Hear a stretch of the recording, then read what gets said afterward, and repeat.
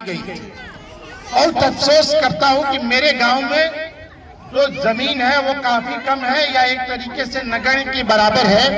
3.5 करोड़ का सामुदायिक भवन बनना है मेरे साथियों, 3.5 करोड़ का। उसके लिए करीब 4 एकड़ भूमि चाहिए।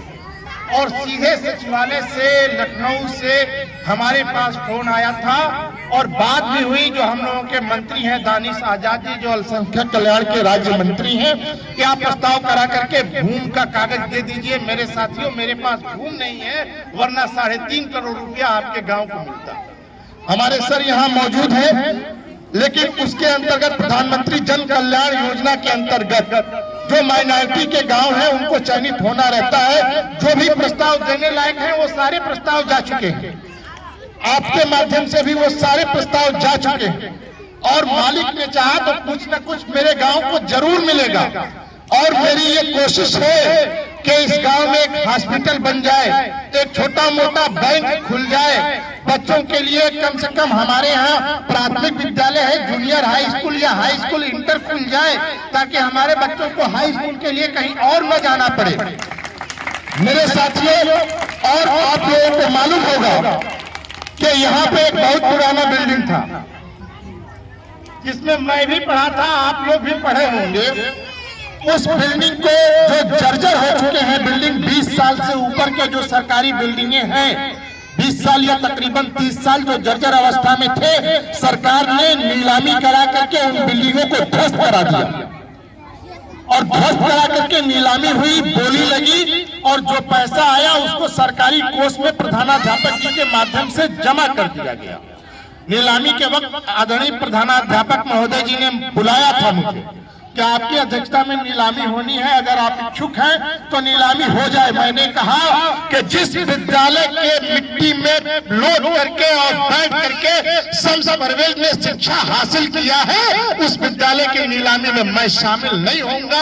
आप जैसे चाहे, जिस तरीके से चाहे आप नीलामी कर लीजिए, हमारी तरफ से उसमें कोई दखल नहीं है। आपके माध्यम से नीलामी हुई थी, तकरीबन गालिबन शायद 25,000 रुपया, 25,000 रुपये में नीलामी हुई। वो 25,000 रुपया सरकारी कोष में जमा कर दिया गया और सरकारी आदेशानुसार, सरकारी नियमानुसार और आप लोगों की कोशिशों और काबिशों की बदौलत वो पुरानी बिल्डिंग ध्वस्त हो चुकी है। और ग्राम पंचायत मेहरौना को एक नई प्राथमिक विद्यालय की चमचमाती बिल्डिंग के लिए सरकार की तरफ से 15 लाख रुपया स्वीकृत हो चुका है। और आप सभी लोगों के प्रयास से 15 लाख रुपया की लागत से एक नई बिल्डिंग इसी कैंपस में बहुत जल्द बनेगी। मेरी ये कोशिश है कि एक भवन बने तो दूसरे भवन का नंबर लग जाए, और जब दूसरा भवन लिंटर हो जाए तो हम लोग तीसरे भवन की तरफ प्रस्थान करें। कुछ न कुछ इस गांव में होते रहना चाहिए। मेरे साथियों, मैंने पहले भी कहा था कि विरोध करना अलग बात है। कुछ लोग हैं जो हर काम में रुकावट डालने की कोशिशें करते हैं, लेकिन एक शेर है डॉक्टर नवाज देवबंदी का, उन्होंने लिखा है कि सफर में मुश्किलें आए तो जुर्रत और बढ़ती है, सफर में मुश्किलें आए तो जुर्रत और बढ़ती है, कोई जब रास्ता रोके तो हिम्मत और बढ़ती है। अगर बिकने पे आ जाओ तो घट जाते हैं दाम अक्सर, अगर बिकने पे आ जाओ तो घट जाते हैं दाम अक्सर, न बिकने का इरादा हो तो कीमत और बढ़ती है, न बिकने का इरादा हो तो कीमत और बढ़ती है। और एक और शेर सुनाता हूँ, मेरा तर्जे अंदाज कुछ अलग है।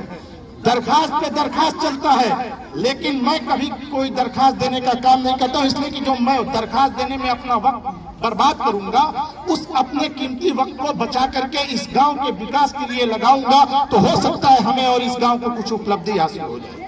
तो इसलिए एक और डॉक्टर नवाज देवबंदी का शेर है, उस शेर के साथ अपनी बात को खत्म करता हूँ और ये पैगाम भी देता हूँ कि दुनिया ये मोहब्बत को मोहब्बत नहीं देती।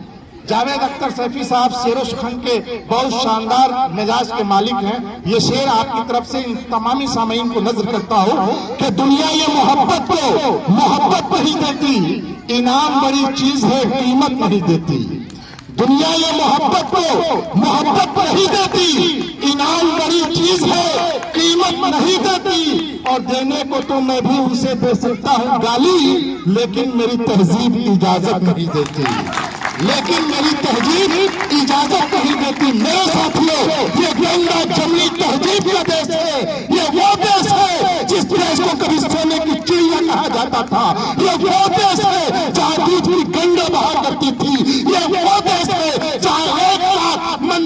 घंटियां बजती हैं और मस्जिद में आजान की पुकार होती है।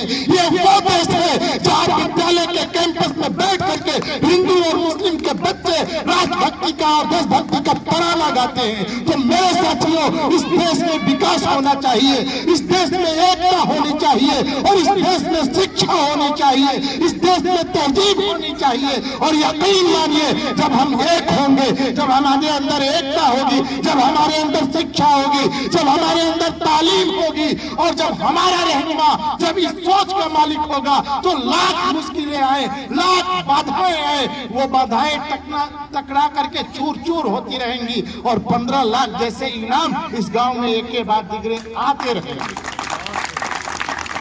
और एक और बात बता दूं,